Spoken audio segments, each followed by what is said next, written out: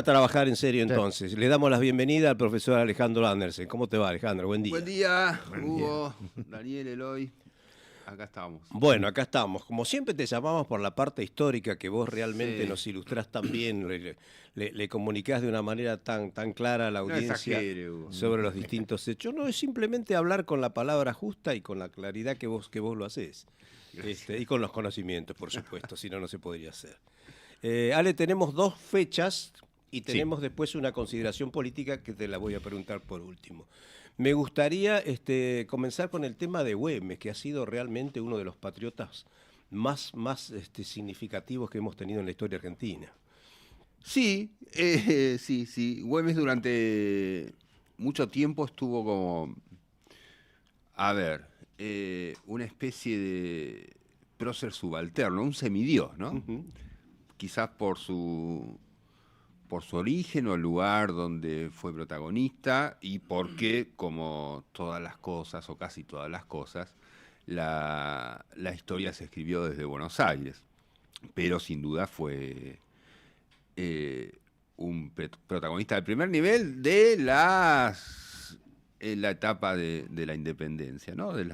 Sobre todo de las guerras de la independencia, que fue donde tomó mayor protagonismo. De todas formas, fue más que un general de la independencia, ¿no? Incluso si lo comparamos con Belgrano y encaramos esto en montoncito, hay una diferencia importante con Belgrano respecto, bueno, fundamentalmente también el protagonismo de Belgrano a partir de Buenos Aires, ¿no? Más allá del lugar de nacimiento, su accionar fue fundamentalmente en Buenos Aires y Belgrano con un condimento mucho más ideológico, si se quiere, ¿no? Más allá que Güemes, los gauchos, eran los gauchos de Güemes. Güemes no era un gaucho, era una persona que pertenecía a los sectores, a las élites del norte, élites que después los repudiaron, ¿no? Y participaron un poco en el complot que lo llevó a la muerte. Lo que tiene Güemes en su trayectoria es un condimento social importante y que le da un poco más a las ideas de la Revolución de Mayo, le agrega ese condimento social que tenía que ver con algunos objetivos de igualdad social, ¿no? Los gauchos de Güemes los siguen a Güemes, pero porque detrás de Güemes, de ese liderazgo, venían reivindicaciones que tenían muchos años en los territorios empobrecidos, en este caso del norte de lo que va a ser la nación argentina, pero también podría ser en Buenos Aires o en otros lugares, y eso genera mucho resquemor desde Buenos Aires, el temor sobre todo respecto a que Güemes sea el Artigas del norte en momentos muy tumultuosos para la marcha de la Revolución. Estamos, si nos ubicamos, alrededor del año 1814. Pero sí, entonces, en la construcción del procerato nacional ocupó un lugar subalterno que, diría felizmente, fue subsanado hasta ser elevado al Olimpo, ¿no? También está claro en esta forma en que lo planteamos, que los acontecimientos históricos de un individuo un poco cambian el foco cuando son instalados desde un presente en el altar de la nacionalidad, ¿no? Entonces la mirada que podamos tener hoy de Güemes o del protagonismo de Güemes es una mirada desde hoy que lo podemos comparar con un montón de cuestiones, sobre todo en el país que estamos viviendo hoy. Quizás la mirada era otra cuando se instituyó este feriado, porque el país era otro, y eso es lo interesante también, cuando una personalidad determinada ocupa ese lugar de relevancia en el recuerdo o en el ejercicio de la memoria de una sociedad, esa mirada no tiene que quedar petrificada como el monumento, sino que va a ser enfocada y analizada de acuerdo a las circunstancias que estemos viviendo en un presente determinado. En este presente determinado, la figura de Güemes se enaltece por su compromiso con los pobres de su tierra, por el horizonte que presentaba a esos pobres para que se entusiasmaran en una lucha o con un objetivo determinado que convirtieron a Güemes y a sus gauchos en esta personalidad central en el proceso de independencia de la nación argentina. El tema es largo, pero ¿hay alguna diferencia entre el resto de los caudillos de aquella época y Martín Miguel de Güemes? Interpretando a los caudillos como algunas gentes que eran de clase acomodada y que en realidad lo que estaban defendiendo era su territorio, más allá de la consideración social que vos has explicado muy bien con el caso de Güemes. ¿Se distinguía Güemes de aquella época de un Felipe Varela, de un Chacho Peñalosa, por citarte alguno de ellos? Sí, Ramírez, el mismo Francisco Solano López en Paraguay. A mí me parece que la diferencia está, como tantas cosas, en la mirada de Buenos Aires, porque Güemes es, en un momento que estaba casi cayendo, tiene una muy buena relación con Juan Martín de Pueyrredón, que a su vez tenía muy buena relación con San Martín, en el contexto de la conformación del directorio que va a llevar al Congreso de Tucumán y la Declaración de la Independencia. Porque incluso Ramírez, Peñalosa, el propio Artigas, tenían sí un desarrollo doctrinario más amplio respecto al proyecto de nación, ¿no? Una confederación argentina, o una confederación de las provincias unidas del Río de la Plata. Entonces el enfrentamiento con Buenos Aires era más profundo. A mí me parece que desde Buenos Aires la mirada de Güemes es más indulgente, porque incluso lo que lleva al asesinato de Güemes tiene mucho más que ver con las internas o con los enfrentamientos de poder en la propia Salta, que no es la Salta actual, ¿no? Estamos hablando del norte argentino. Claro. Y esa relación con Buenos Aires es lo que modifica la mirada. Güemes, como el resto de los caudillos, que digamos, ninguno de esos caudillos sale de abajo, ¿no? Todos tenían... ¿por qué? Porque para hacer una revolución no tenés que tener hambre. Claro. Para conducir una revolución. Las personas que se comprometen con la Revolución de Mayo como primera medida, bueno, tenían la comida asegurada, sí, ¿no? Tenían la posibilidad, el dinero y el tiempo para dedicar toda su vida a una causa como una revolución, que es maravilloso. Eso ha seguido en el tiempo. Eso ha seguido en el tiempo, pero es importante. Sí, ¿no? Sumamente importante. Si una persona tiene que dedicar el 90% de sus energías a conseguir la comida, difícilmente esté en condiciones de hacer una revolución, porque primero tiene que comer. Lo que se puede enfatizar respecto al pensamiento de Güemes tiene que ver a esta defensa de los pobres, no por ser pobres, no solo por ser pobres, sino en realidad con los que son pobres como consecuencia de una injusticia. 2 o 3 cuestiones claves. Primero, lo que tenía Güemes no era un ejército regular, ¿no? Eran milicias. En las milicias, o fuera de un ejército regular, lo militar no es una ocupación, no trabajan de militares, ¿sí? Con lo cual tienen que sustentarse a sí mismos y a la familia de otra manera. Los milicianos combatían cada vez que Güemes los convocaba, pero cuando no eran convocados o cuando no estaban en combate tenían que estar trabajando la tierra en situaciones de desigualdad frente a un terrateniente. Claro. Ahí, por ejemplo, Güemes establece que, por ejemplo, mientras estén en combate no tenían que brindar ninguna contraprestación al dueño de la tierra, e incluso, y más importante esto que le generó alguna consecuencia, tenía que ver con que se suspendía el pago del arrendamiento, lo que de alguna manera atentaba un poco contra el crecimiento del patrimonio de los ricos, ¿no? Claro. Y esto apenas como un ejemplo, va creciendo la inquina de la élite salteña sobre la figura de Güemes, que un poco explica el final también. Bueno, de Güemes ha quedado como, digamos, no como algo tan destacable, pero el poncho y el sombrero. Es decir, que todo salteño usa y transmite el significado de ese poncho y de ese sombrero, ¿no? Sí, hay también, y ya restringido a Salta, y habré leído algo, mucho no puedo hablar, nunca no conozco Salta, ¿no? Pero Es linda, hace también, mucho, le tiene el nombre, Salta la Linda. Yo hace sí, mucho que no voy, pero es una provincia hermosa. hay una disputa de sentido también en Salta, o hacia adentro, respecto a la figura de Güemes. Porque hace no mucho leí, por ejemplo, cómo cada gobernador de distintos signos políticos trata de apropiarse de alguna manera Sí. o plantarse como Suben al caballo, ¿no? el heredero, claro.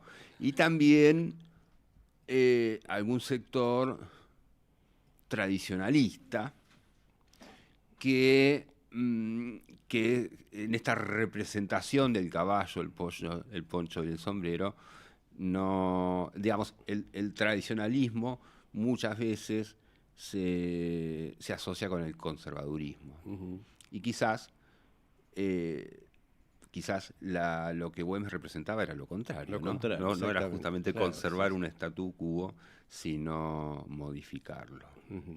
Bueno, muy bien. La verdad que una ilustración interesante sobre Martín Miguel de Güemes. Bueno, vamos al otro prócer que tenemos la semana que viene. Ah, Ni más Belgrano. ni menos que Manuel Belgrano. Belgrano. Belgrano, entiendo que fue quizás una de las figuras más extraordinarias de la generación de Mayo, quizás la más. Y quedó enredado en su propia bandera, ¿no? Porque en definitiva el 20 de junio es el Día de la Bandera. Si pensamos en la bandera propiamente dicha, tendríamos que tener un feriado en febrero, pero ya está el carnaval, es muy Claro. largo, incluso no daba y no hay clases. Entonces quedó medio enredado en su creación más trascendente, que no creo que sea la más importante. Está muy bien tener una bandera, ¿no? Me parece que es rescatable primero, en la relación de Belgrano con la bandera, es que fue un acto de desobediencia, eso me gusta. Ujú. No fue autorizado a establecer una enseña, pero lo hizo igual. ¿Cómo se distinguían? ¿Había banderas, escarapelas? Es Bueno, eso es que todo un mito, ¿no? Lo de la escarapela. sí, pero me gusta esa parte, es interesante como para pensar. Eh, la necesidad de un distintivo, Ujú. ¿no? Tenía que ver con poder diferenciarse del enemigo. Hasta ese momento, los dos usaban la misma simbología, que era los colores de España. Pero más allá de eso, aún sin que ninguno tuviera, igual estarían tan embarrados que no se distinguiría mucho ningún color, ¿no? Es que en los dos bandos eran tan iguales que la única forma de no matarse entre los propios era tener un color distinto al adversario. Que esto también es importante recordar, que las guerras de la independencia no venían de España a combatir. Algún general, pero ni siquiera tantos. Muchos habían nacido en América también. Es una guerra civil, una guerra entre americanos, ¿no? O criollos. Las tropas de cada uno de los bandos habían nacido en los mismos lugares, en los mismos pueblos a veces. Incluso cuando eran derrotados, la primer consigna era cambiarse de bando, ¿no? Servir al otro. Algo que pasa O sea que mucho. ya viene de antes de eso.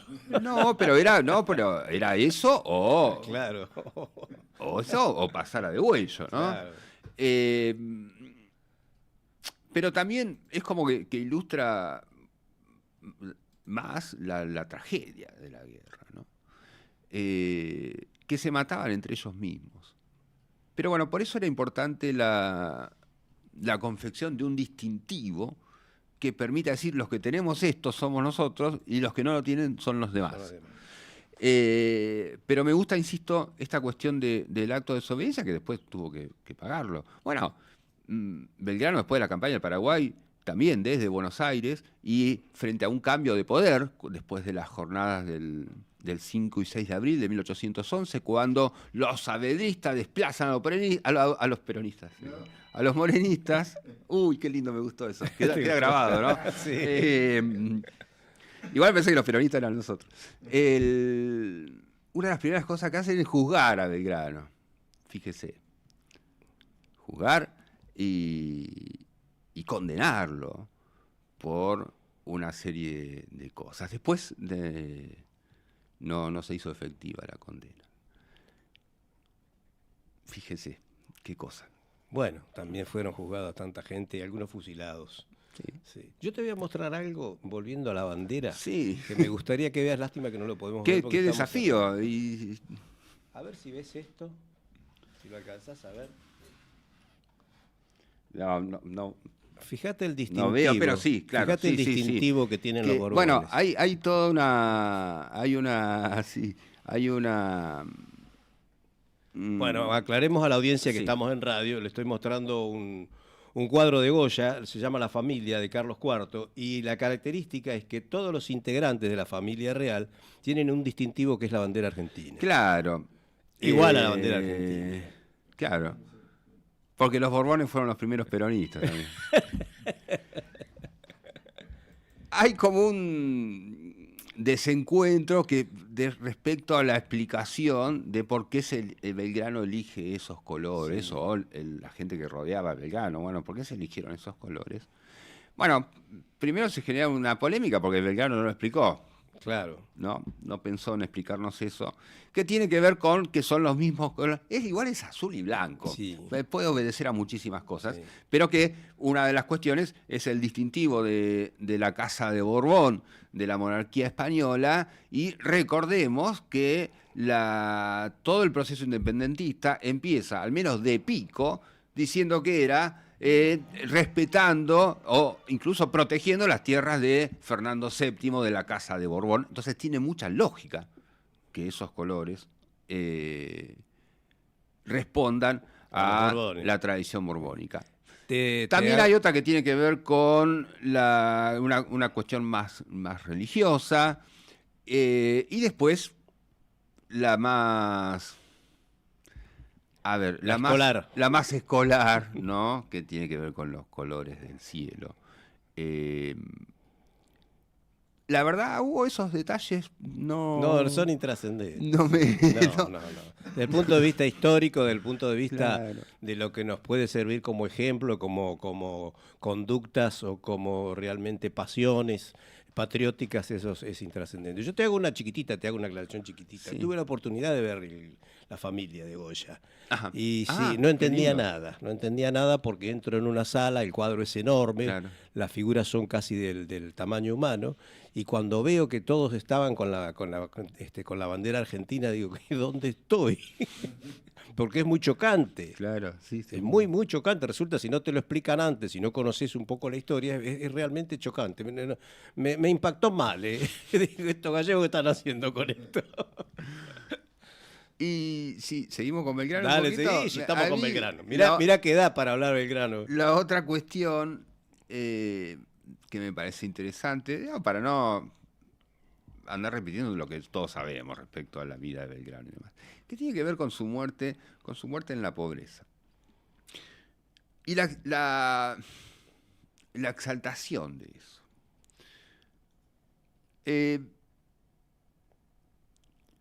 No me gusta mucho exaltar esa cuestión, ¿no? Uh-huh. Primero porque me parece que, o no sé qué se busca, qué se intenta agregar. Que un héroe un héroe de la patria muera en la pobreza, no le agrega nada a su heroísmo. Podemos tomarlo desde el lado de la injusticia. Si se quiere, por supuesto que en el presente, en 1820, no era el héroe de la patria. Para algunos sí y para muchos no, en su presente histórico. Pero si se utiliza esa cuestión como